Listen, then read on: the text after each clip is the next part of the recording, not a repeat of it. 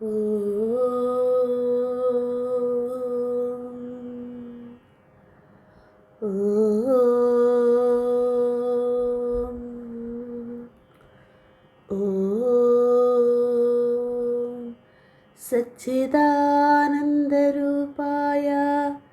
विश्वोत्पत्त्यादिहेतवे तापत्रयविनाशाय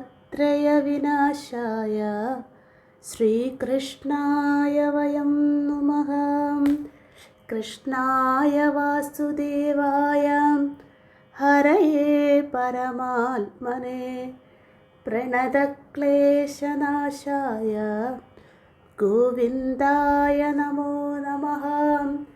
कृष्णाय वासुदेवाय देवकीनन्दनाय च नन्दगोपकुमाराय गोविन्दाय नमो नमः। ഓം നമോ ഭഗവതേ വാസുദേവായ. എല്ലാ സജ്ജനങ്ങൾക്കും സാദര പ്രണാമം. ഹരിനാമ കീർത്തന പഠനം നമ്മൾക്ക് പുനരാരംഭിക്കാം. ഭഗവാന്റെയും ഗുരുപരമ്പരയുടെയും എഴുത്തച്ഛൻ്റെയും പാദങ്ങളിൽ നമസ്കരിച്ചുകൊണ്ട് നമുക്ക് അടുത്ത പദ്യങ്ങളുടെ വ്യാഖ്യാനം കാണാം. നമ്മൾ 23, 24 അങ്ങനെയാണ് ഇനി ക്രമം, അതിലേക്കാണ് പ്രവേശിക്കുന്നത്. 22 വരെ നമ്മൾ ഇതുവരെ അർത്ഥം മനസ്സിലാക്കി. ഇനിയും അടുത്ത പദ്യങ്ങളിലേക്ക് പോകുന്നതിന് മുമ്പ് തൊട്ടു മുമ്പുള്ള ഭാഗങ്ങളിൽ ഇവിടെ എഴുത്തച്ഛൻ പറഞ്ഞത് ഒന്ന് നമ്മൾക്ക് വീണ്ടും നമ്മളുടെ സ്മൃതിയിലേക്ക് കൊണ്ടുവരാം. എന്നെ ലോകം കല്ലെറിഞ്ഞാലും മണ്ടനെന്നും പാപിയെന്നും ഒക്കെ വിളിച്ചാലും അതൊന്നും എന്നെ ബാധിക്കില്ല. ഞാൻ ഏതു സാഹചര്യത്തിലും ഭഗവാന്റെ നാമം ജപിക്കുക തന്നെ ചെയ്യും എന്ന ഒരു ഉറപ്പ് നമ്മൾക്ക് തരികയാണ് എഴുത്തച്ഛൻ ചെയ്യുന്നത്. അതിനുശേഷം അദ്ദേഹം പറഞ്ഞത്, ഒരു മന്ത്രം ജപിക്കുന്നതിന്, ഭഗവാന്റെ നാമം ജപിക്കുന്നതിന് ഗുരുവിൻ്റെ മന്ത്രദീക്ഷ സ്വീകരിക്കുകയോ പൊരുത്തം നോക്കുകയോ ഒന്നിൻ്റെയും ആവശ്യമില്ല. ഏതു സാഹചര്യത്തിലും ഭഗവാന്റെ നാമം ഭക്തിയോടുകൂടി ജപിച്ചാൽ ഭഗവത് സായുജ്യം നേടാൻ സാധിക്കും എന്നതായിരുന്നു മുൻപുള്ള ശ്ലോകങ്ങളുടെ പരാമർശം. ഇനി നമുക്ക് അടുത്ത ഭാഗത്തിലേക്ക് പോകാം. നമുക്കേവർക്കും അറിയാം, എഴുത്തച്ഛൻ ഈ 51 മലയാള അക്ഷരങ്ങളിലെ ഈ ഓരോ അക്ഷരങ്ങളെയും പെറുക്കി പെറുക്കി എടുത്തുകൊണ്ട് ഓരോ ശ്ലോകത്തിൻ്റെയും ആദ്യ അക്ഷരമായി പ്രയോഗിക്കുന്നതാണ് ഹരിനാമ കീർത്തനം എന്ന് നമുക്കേവർക്കും അറിയാം. ഇവിടെ നമ്മൾ കണ്ടിരിക്കുന്നത് ഞാ എന്ന അക്ഷരം വരെ കണ്ടിരുന്നു. ന ഇത്യാദികൾ. ഇനി നമ്മൾ കാണാൻ പോകുന്നത് ന മുതലാണ്. നുകാരമാദി മുതലായിട്ടു ഞാനുമിക കൈകൂപ്പി വീണുടനിരിക്കുന്നു നാഥനോടു ഏകാന്ത ഭക്തി അകമേ വന്നുദിപ്പതിനു വൈകുന്നതെന്തു ഹരിനാരായണായ നമ. ഇതാണ് ഈ പദ്യം. നമുക്കൊന്ന് പാരായണം ചെയ്യാം. നുകാരമാദി മുതലായിട്ടു ഞാനുമിഹ കൈകൂപ്പി വീണുടനിരിക്കുന്നു നാഥനോടു ഏകാന്ത ഭക്തിയകമേ വന്നുദിപ്പതിനു വൈകുന്നതെന്തു ഹരി നാരായണായ നമ. ഒന്നുകൂടെ ചൊല്ലാം. നുകാരമാദി മുതലായിട്ടു ഞാനുമിഹ കൈകൂപ്പി വീണുടനിരിക്കുന്നു നാഥനോടു ഏകാന്ത ഭക്തിയകമേ വന്നുദിപ്പതിനു വൈകുന്നതെന്തു ഹരി നാരായണായ നമ. നാരായണായ നമ, നാരായണായ നമ, നാരായണായ നമ, നാരായണായ നമ. നാരായണ സകല സന്താപനാശന ജഗന്നാഥ വിഷ്ണു ഹരി നാരായണായ നമ. ണുകാരമാദി മുതലായിട്ടു ഞാനുമിഹ. ണുകാരമെന്ന വേദവാചിയായ ശബ്ദത്തിൽ തുടങ്ങി എന്നാണ് ആ വാക്കിൻ്റെ അർത്ഥം. സംസ്കൃത ഭാഷയിൽ ണുകാരം കൊണ്ട് തുടങ്ങുന്ന പദ്യങ്ങളില്ല. അതുകൊണ്ട് ണു എന്ന അക്ഷരത്തെ തന്നെ പദമായി സ്വീകരിച്ചിരിക്കുന്നു അല്ലേ. ഇപ്പോൾ ഇങ്ങനെ എല്ലാ അക്ഷരങ്ങളും ഇവിടെ പ്രയോഗിക്കുമ്പോൾ അല്ലേ, അത് അക്ഷരമാല ക്രമത്തിൽ തന്നെ ഹരിനാമ കീർത്തനം ചിട്ടപ്പെടുത്തുമ്പോൾ ഈ അക്ഷരമാലയിലുള്ള ഒരു അക്ഷരമാണ് ണ എന്ന്. അപ്പോൾ അത് ഉപയോഗിച്ചേ മതിയാകും. അതിനുവേണ്ടി അദ്ദേഹം ഇവിടെ സംസ്കൃത പദത്തിൽ ഇല്ലെങ്കിൽ കൂടെയും മലയാളത്തിൽ അത് ഉപയോഗിച്ചിരിക്കുകയാണ്. ഈ അക്ഷരത്തെ തന്നെ ണു എന്ന അക്ഷരത്തെ തന്നെ പദമായി ഇവിടെ സ്വീകരിച്ചിരിക്കുന്നു. ഓരോ അക്ഷരത്തിനും മന്ത്രപരമായ അർത്ഥമുണ്ട്. അവ വിവരിക്കുന്നത് ഏകാക്ഷര നിഘണ്ടു എന്നൊരു നിഘണ്ടു ഉണ്ട്. അവിടെ ഓരോ അക്ഷരമാലയിലെ അക്ഷരങ്ങൾക്കും ഓരോന്നിനും ഓരോ അർത്ഥമുണ്ട്. ഇവിടെ ണു എന്ന അക്ഷരത്തിന് ഏകാക്ഷര നിഘണ്ടുവിൽ കൊടുത്തിരിക്കുന്ന അർത്ഥം ശിവൻ, അമ്മ, അപ്സരസ് എന്നീ അർത്ഥങ്ങൾ നിഘണ്ടുവിലുണ്ട്. ആ അർത്ഥമൊക്കെ നമ്മൾക്കിവിടെ ഉപയോഗിക്കാം. എഴുത്തച്ഛൻ ഓരോ വാക്കിലും എന്താണ് മനസ്സിലാക്കുന്നത്, അദ്ദേഹം ഉദ്ദേശിക്കുന്നത് എന്ന് നമുക്ക് ശ്രവിക്കാം. ണുകാരമെന്ന വേദവാചിയായ ശബ്ദത്തിൽ തുടങ്ങി ഞാൻ ഇവിടെ ഭഗവാനെ കൈകൂപ്പി നമസ്കരിക്കുന്നു. അതാണ് ഞാനുമിഹ. കൈകൂപ്പി വീണുടൻ ഇരക്കുന്നു നാഥനോട്. കൈകൂപ്പി വീണുടൻ ഇരക്കുന്നു നാഥനോട്. ഞാൻ എൻ്റെ 2 കൈകളും കൂപ്പി നമസ്കരിച്ചുകൊണ്ട് ഇരക്കുന്നു. ഇരക്കുക എന്ന് വെച്ചാൽ യാചിക്കുന്നു. ആരോട്? നാഥനോട്, ഭഗവാനോട്. അല്ലയോ ഭഗവാനെ, അങ്ങാണ് എനിക്കിവിടെ നാഥൻ അല്ലേ. നാഥൻ എന്ന് പറഞ്ഞാൽ ആശ്രയം. ഭഗവാനെ, അങ്ങ് മാത്രമാണ് എനിക്ക് ആശ്രയം. അപ്പോൾ അങ്ങയെ ഞാൻ പൂർണ്ണമായും ശരണാഗതനായി അല്ലേ. ഇപ്പം നമ്മൾ ഒരാളോട് യാചിക്കുന്ന എപ്പോഴാണ്? നമുക്ക് വേറെ ആരും ആശ്രയമില്ല അല്ലേ. നമ്മൾ വലിയൊരു അപകടത്തിൽപ്പെട്ടിരിക്കുകയാണ്, ദുഃഖത്തിൽപ്പെട്ടിരിക്കുകയാണെങ്കിൽ എന്താ, ആ ദുഃഖത്തിൽ നിന്നും നമുക്ക് കരകയറണമെങ്കിൽ അല്ലേ, നമ്മൾ ഒരാളോട് യാചിച്ചേ മതിയാകും. അപ്പോൾ ഇവിടെ നമ്മൾ എന്താണ്, ഈ ദുഃഖസമുദ്രത്തിലാണ്. ഭഗവാനെ, ഈ പാപികൾ എന്നും മണ്ടനെന്നും പല പല പേരുകളിൽ ലോകം എന്നെ ഇവിടെ നിന്ദിച്ചു കൊണ്ടേയിരിക്കുകയാണ്. അപ്പോൾ ഭഗവാനെ, അങ്ങ് മാത്രമാണ് എനിക്ക് ആശ്രയം. അതുകൊണ്ട് അല്ലയോ നാഥ, എന്നെ രക്ഷിച്ചാലും ഞാൻ അങ്ങയെ 2 കൈകളും കൂപ്പി, മറ്റാരും ആശ്രയമില്ല എന്നതിൻ്റെ പ്രതീകമാണ് ഈ 2 കൈയും കൂപ്പി വീണ് നമസ്കരിക്കുന്നു. അതായത് അഭയം അങ്ങ് മാത്രമേ ഉള്ളൂ എന്നതിൻ്റെ പ്രതീകമാണ് ഈ വരികൾ. ഇരക്കുന്നു, ഞാൻ അങ്ങയോട് യാചിക്കുന്നു. അതിൻ്റെ അർത്ഥവും എന്താ, എനിക്ക് വേറെ ആരും അഭയമില്ല എന്ന് പറയുകയാണ് ഇവിടെ ചെയ്യുന്നത്. ഇവിടെ നമ്മൾ കണ്ടിരുന്നല്ലോ, ണു എന്ന അക്ഷരത്തിന് ശിവൻ, അമ്മ, അപ്സരസ് എന്നിങ്ങനെ അർത്ഥമുണ്ട്. ഇവയിൽ ആദ്യത്തെ 2 അർത്ഥവും ഇവിടെ യോജിക്കുന്നുണ്ട്. അതായത് ആരാധനാ സമ്പ്രദായങ്ങളുടെ പരമാചാര്യൻ ശിവനാണ് എന്ന് നമുക്കറിയാം. ഇപ്പോൾ ഇവിടെ നാരായണനാണ് നമസ്കാരമെങ്കിലും ഇവർ 2 എന്ന് പഠിപ്പിച്ചു തരികയാണ് നമ്മളെ. ശിവനെ തൊഴുത് നമസ്കരിച്ച് ഭക്തി ഉണ്ടാകുവാൻ അനുഗ്രഹം തേടുകയാണ് ചെയ്യുന്നത്. അടുത്ത അർത്ഥം അമ്മ എന്ന അർത്ഥവും സ്വീകരിച്ചാൽ പെറ്റമ്മ എന്നോ ചരാചര ജനനിയായ പരാശക്തി എന്നോ ഇവിടെ വ്യാഖ്യാനിക്കാം. അത് രണ്ടും ഇവിടെ അഭികാമ്യമാണ്. അപ്പോൾ ഭഗവാനെ, ഇവിടെ ഞാൻ 2 കൈയും കൂപ്പി വീണ് നമസ്കരിച്ചു അഭ്യർത്ഥിക്കുന്നു, എന്നെ രക്ഷിക്കണേ.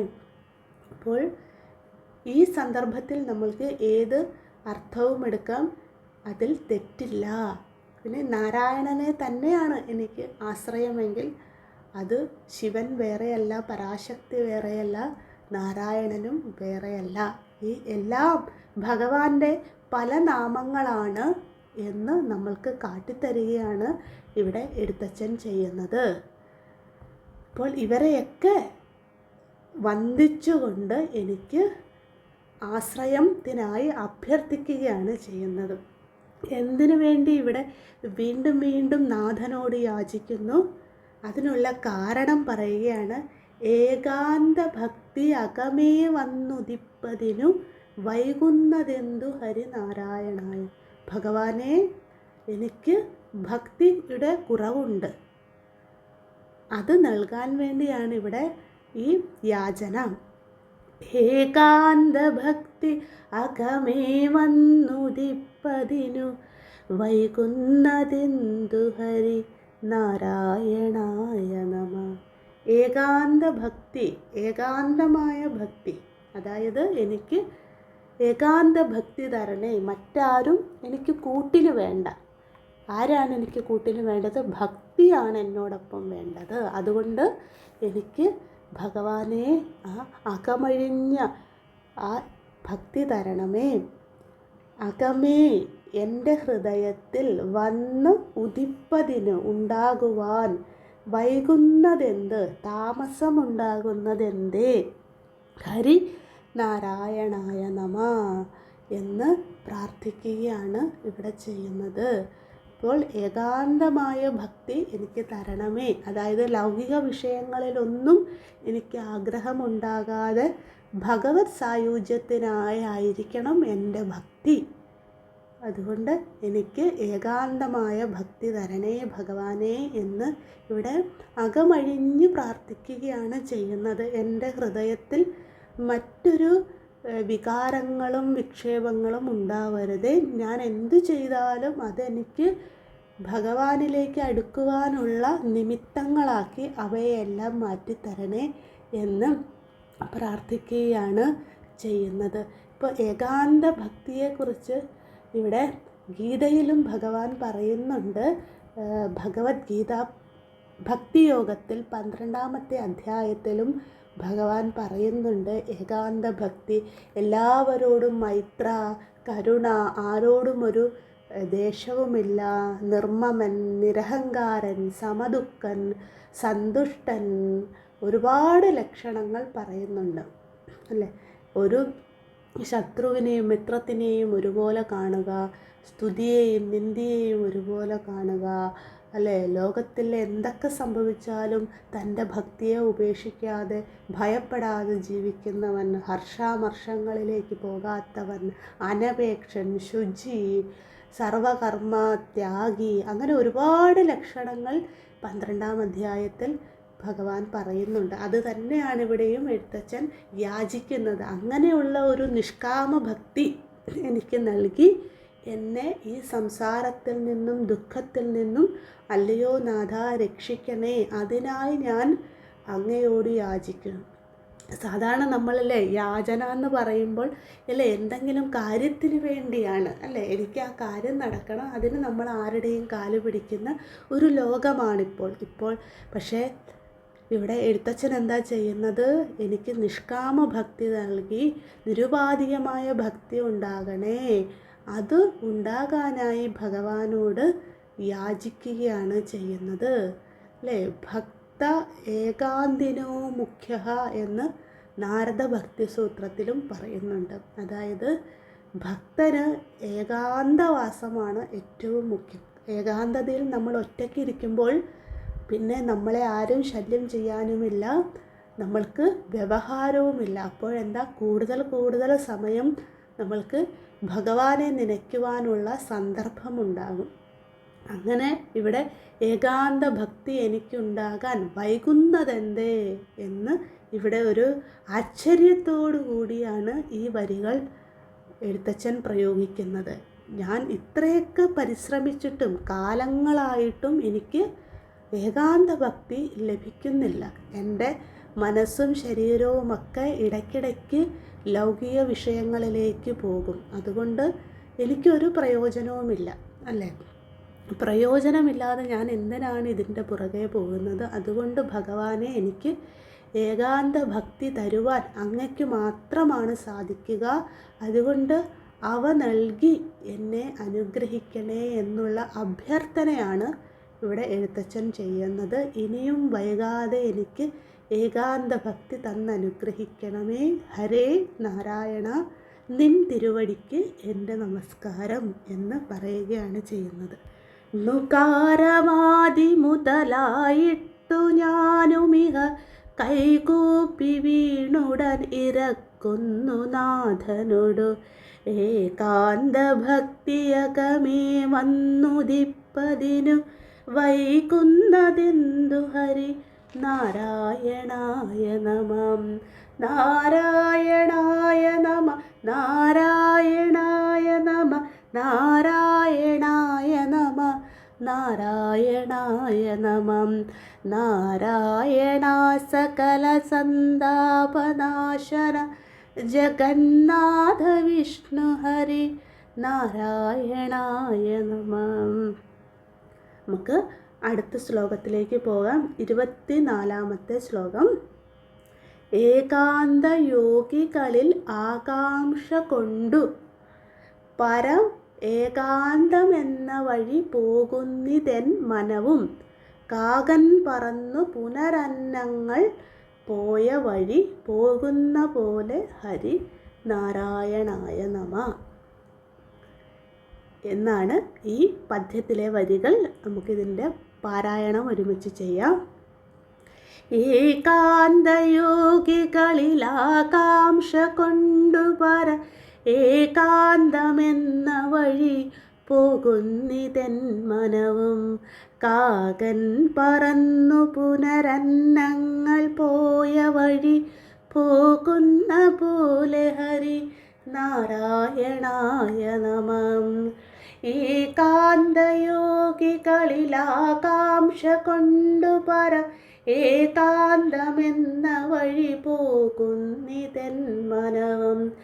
കാകൻ പറന്നു പുനരന്നങ്ങൾ പോയ വഴി പോകുന്ന പോലെ ഹരി. നാരായണായ നമഃ. നാരായണായ നമഃ. നാരായണായ നമഃ. നാരായണായ നമഃ. നാരായണായ നമഃ. നാരായണ സകല സന്താപനാശന ജഗന്നാഥ വിഷ്ണു ഹരി. നാരായണായ നമഃ. അക്ഷരമാലയിലെ എ എന്ന അക്ഷരത്തിൽ നിന്നാണ് ഈ പദ്യം ആരംഭിക്കുന്നത്. ഏകാന്തയോഗികളിൽ ആകാംക്ഷ കൊണ്ട് പരം ഏകാന്തമെന്ന വഴി പോകുന്നിതെൻ മനവും. ഏകാന്തയോഗി എന്ന് വെച്ചാൽ ഭഗവാനെ മാത്രം ധ്യാനിച്ച് ഏകാന്തമായ സ്ഥലത്തു തപസ് ചെയ്യുന്നവരെയാണ് ഏകാന്തയോഗികൾ എന്ന് പറയുന്നത്. നമ്മുടെ സനാതനധർമ്മത്തിൽ അനേകം മഹർഷിമാർ ഏകാന്തയോഗികളായിരുന്നു. പുരാണങ്ങളിലാണെങ്കിൽ സനകൻ, നാരദൻ, ശ്രീശുക മഹർഷി ഇത്യാദികളും, പുതിയ കാലഘട്ടത്തിലാണെങ്കിൽ രമണ മഹർഷിയെ പോലെയുള്ള ഘോര തപസ്സു ചെയ്തിരുന്ന മഹാത്മാക്കൾ, ഇവരൊക്കെ ഈ വിശേഷണത്തിന് അർഹരാണ്, ഏകാന്തയോഗികൾ എന്ന്.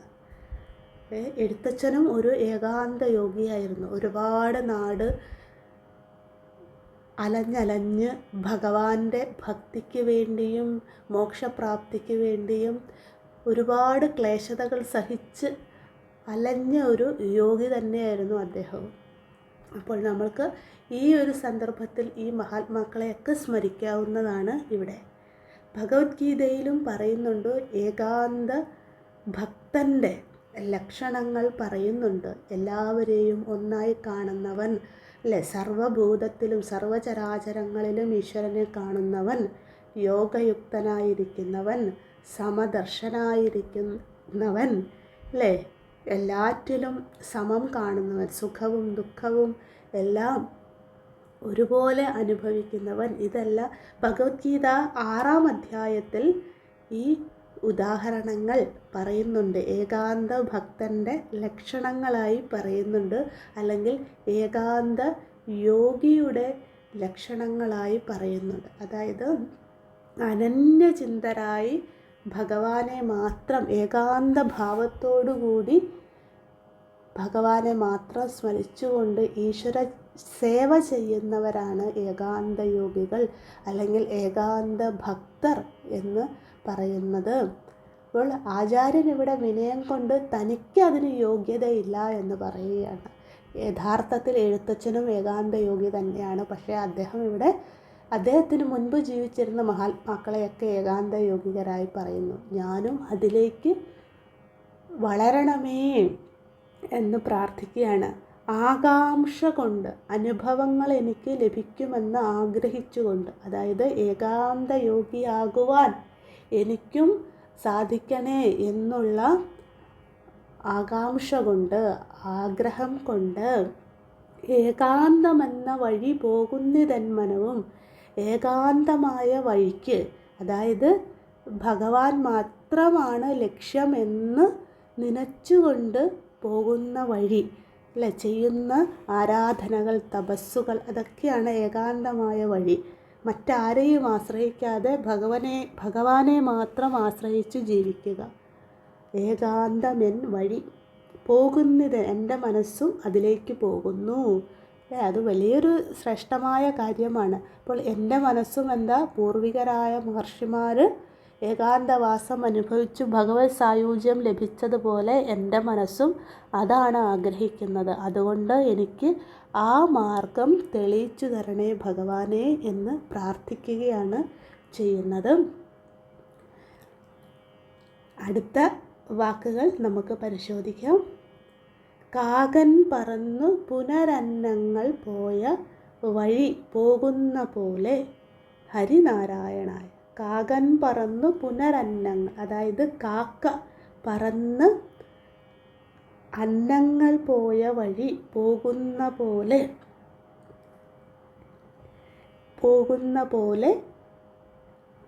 ഹരിനാരായണായ നമ. കാക്ക പറന്ന് അന്നങ്ങൾ പോയ വഴിയിലൂടെ പോകുന്ന പോലെ ഞാൻ ഏകാന്ത ഭക്തി ഉണ്ടാകുന്ന വഴിയെ സഞ്ചരിക്കുമാറാകണമേ. അതായത് കാക്ക എന്നത് ഇവിടെ അജ്ഞാനത്തിൻ്റെ പ്രതീകവും, അന്നം എന്നത് അരയന്നത്തിനെയാണ് സൂചിപ്പിക്കുന്നത്. അരയന്നം എന്നാൽ ഹംസം അല്ലേ, ജ്ഞാനത്തിൻ്റെ പ്രതീകം അല്ലേ. പരമഹംസർ എന്നാണ് നമ്മൾ മഹാത്മാക്കളെ വിളിക്കുന്നത്. അതായത് എങ്ങനെയാണോ ഹംസം വെള്ളവും പാലും വേർതിരിക്കാൻ അതിന് സാധിക്കുന്നത്, അതുപോലെ അജ്ഞാനത്തിനെ വേർതിരിച്ച് കാണുവാൻ, അജ്ഞാനവും ജ്ഞാനവും തമ്മിൽ വേർതിരിച്ച് ജ്ഞാനത്തിനെ മാത്രം കൈവശം വെക്കുവാൻ ആർക്ക് സാധിക്കുന്നു അവരെയാണ് പരമഹംസർ എന്ന് വിളിക്കുന്നത്. അപ്പോൾ എനിക്ക് കാക്കയാകണ്ട, അജ്ഞാനി ആകണ്ട, എനിക്ക് എന്താകണം, എനിക്ക് അരയന്നമാകണം. അതുകൊണ്ട് അരയന്നം പോയ വഴിയെ സഞ്ചരിക്കുവാൻ എനിക്ക് സാധിക്കണേ എന്നുള്ള പ്രാർത്ഥനയാണ് ഇവിടെ ചെയ്യുന്നത്. ഇവിടെ നമ്മൾക്ക് മഹാഭാരതത്തിലെ കർണപർവത്തിൽ കർണൻ്റെ ആത്മവീര്യം നശിപ്പിക്കുന്നതിനായി കർണരെ പലതരത്തിൽ ശല്യർ ഇകഴ്ത്തി പറയുന്ന കൂട്ടത്തിൽ ഒരു കാക്കയുടെ കഥ പറയുന്നുണ്ട്.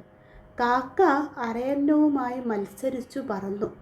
കടലിനുമീതെ അരയന്നങ്ങൾ അനായാസമായി പറന്നു. കാക്ക കുറേ പറന്നപ്പോൾ ചിറകു കുഴഞ്ഞ് കടലിൽ വീണു ചത്തു. ഈ കഥ മനസ്സിൽ വെച്ചുകൊണ്ടാവാം ആചാര്യൻ ഹംസങ്ങളെയും കാക്കകളെയും ഉപമയിൽ ഉപയോഗിച്ചിരിക്കുന്നത് എന്ന് നമുക്കിവിടെ ഓർക്കാവുന്നതാണ്. അപ്പോൾ ഞാൻ ആരാകണം, എനിക്ക് അരയന്നം പോലെ ആകണേ. അതായത് അജ്ഞാനിയാകണ്ട, എനിക്ക് ജ്ഞാനിയായാൽ മതി അല്ലേ, എനിക്ക് ഭക്തനായാൽ മതി, ഭഗവത് സായുജ്യം ലഭിച്ചാൽ മാത്രം മതി, മോക്ഷമാണ് എൻ്റെ മാർഗം. ഇതാണ് ഈ അരയന്നം എന്ന പ്രതീകം നമ്മൾക്ക് പറഞ്ഞു തരുന്ന കഥ. ഈ ഹംസം എന്ന ശബ്ദം ഞാൻ പറഞ്ഞുവല്ലോ, സന്യാസിമാരിൽ ഉയർന്ന ഒരു വിഭാഗത്തെ കുറിക്കുന്ന ഒരു സാങ്കേതിക ശബ്ദമാണ്. അതായത് ആധ്യാത്മികതയുടെ ഉന്നതമായി വിഹരിക്കുന്ന ഏകാന്ത യോഗികളെ അന്തരീക്ഷത്തിൽ വളരെ ഉയരെ പർവ്വതങ്ങളെയും മഹാസമുദ്രങ്ങളെയും കീഴിലാക്കി പറന്ന് കളിക്കുന്ന അരയന്നവുമായി താരതമ്യം. നമുക്ക് നമ്മുടെ നാട്ടിലൊന്നും അരയന്നത്തിനെ കാണാനേ കിട്ടില്ല. അവർ സാധാരണ വിഹരിക്കുവാൻ വരികയില്ല അല്ലേ. അവരെ കാണണമെങ്കിൽ നമ്മൾ ഉയർന്ന പർവ്വതങ്ങളിലൊക്കെ ചെല്ലണം അല്ലേ. അപ്പോൾ അവർ മനുഷ്യരുമായി ഒരു ബന്ധവുമില്ല. അതുകൊണ്ട് പരമഹംസരെന്ന് മഹാത്മാക്കളെയും പറയുന്നത്. അപ്പോൾ ഇവർ പർവ്വതങ്ങളെയും മഹാസമുദ്രങ്ങളെയൊക്കെ കീഴിലാക്കി പറന്ന് കളിക്കുന്നവരാണ്. അപ്പോൾ ജ്ഞാനത്തിൻ്റെ പ്രതീകമായിട്ടാണ് ഈ ഒരു ഉദാഹരണം പറയുന്നത്. അതുപോലെ തന്നെ അരയന്നത്തിൻ്റെ നിറവും തൂവെള്ളയാണ്. അത് സത്വഗുണത്തിൻ്റെ നിറമാണ് വെള്ള നിറം എന്നത്. അപ്പോൾ മഹാത്മാക്കളും ആ ഒരു സത്വഗുണത്തിനെ പ്രതിനിധീകരിക്കുന്നതിനായിട്ടാണ് പരമഹംസർ എന്ന് അവരെയും പറയുന്നത്. കാക്കയാകട്ടെ എന്താണ്? അജ്ഞാനത്തിൻ്റെയും അശുദ്ധിയുടെയും പ്രതീകം അല്ലെ. എവിടെ എന്ത് കുപ്പ കടന്നാലും കാക്കയ്ക്ക് പ്രശ്നമില്ല, അത് കാക്ക കഴിച്ചോളും. അപ്പോൾ ആ അശുദ്ധിയുടെയും അജ്ഞാനത്തിൻ്റെയും പ്രതീകമാണ്. കാക്കയ്ക്ക് ലൗകിക വിഷയത്തിൽ മാത്രമാണ് ചിഹ്നം, പക്ഷെ അരയന്നമാണ് അല്ലേ, ജ്ഞാന വിഷയത്തിലാണ് അരയന്നത്തിൻ്റെ ചിന്ത. അതുകൊണ്ട് എന്നെയും അങ്ങനെ ആക്കണേ, എനിക്ക് ഭഗവത് പ്രസാദം എനിക്ക് നൽകണേ. കാരണം ഭഗവത് പ്രസാദം ഉണ്ടെങ്കിൽ മാത്രമേ എനിക്ക് ഇവയൊക്കെ സാധിക്കുകയുള്ളൂ. ഏകാന്ത ഭക്തിയും ജ്ഞാനവുമൊക്കെ ലഭിക്കുകയുള്ളൂ. അതുകൊണ്ട് ഭഗവത് പ്രസാദം കൊണ്ട് സാധിക്കാത്തതായി ഒന്നുമില്ല. കാക്കയ്ക്കും അരയന്നത്തിൻ്റെ കഴിവുകൾ കൊടുക്കാനോ അരയന്നത്തെ കാക്കയായോ കാക്കയെ അരയന്നമായി മാറ്റുവാനോ ഭഗവത് അനുഗ്രഹം കൊണ്ട് സാധിക്കും. അപ്പോൾ ഞാൻ ഏത് തലത്തിൽ നിന്നാലും ആ തലത്തിൽ നിന്ന് ഉയർത്തുവാൻ ഭഗവാനെ അങ്ങയ്ക്ക് മാത്രമേ സാധിക്കൂ. അതുകൊണ്ട് ഏകാന്ത യോഗികളുടെ യോഗ്യതകളില്ലാത്ത ഞാൻ അവരുടെ അനുഭൂതികൾ ആഗ്രഹിക്കുന്നു.